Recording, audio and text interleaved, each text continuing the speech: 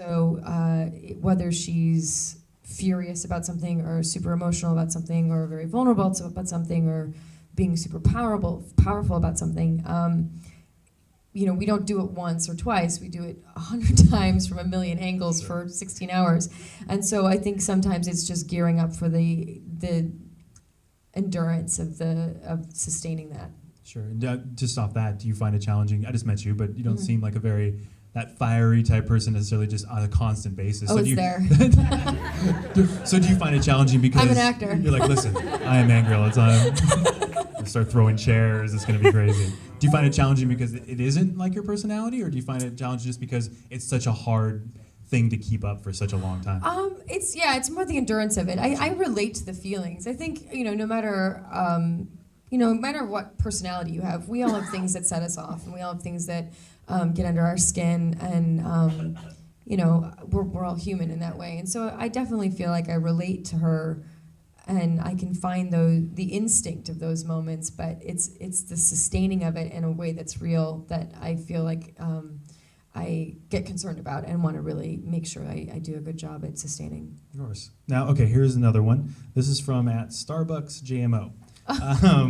She's gotten a few questions through lately. She likes Starbucks. She is curious why directing interested you in the first place, obviously because of the film we'll be watching. Yeah. I feel like my whole life made sense the first time I directed.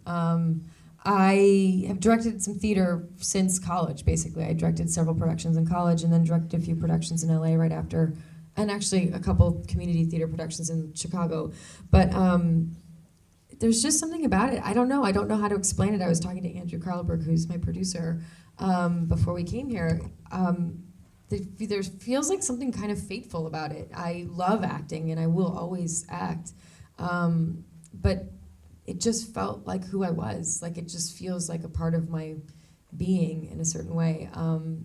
And I really enjoy it, and it's tons of questions and decisions and constant pressure to make decisions under fire.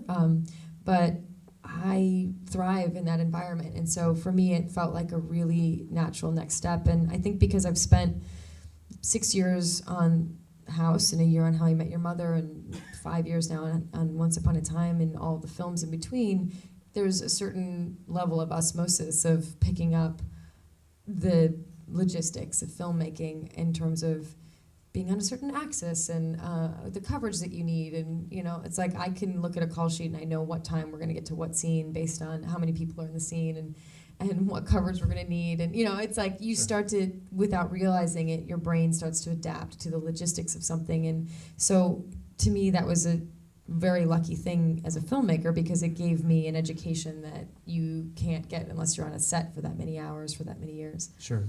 Now, obviously, being a director with this film, you also, another small tidbit, you also were an associate producer. And because of you, I heard that if it wasn't for you, we might not have had Glee. Is that right? Probably. I know. Yeah, it's pretty crazy. So Ian Brennan and I went to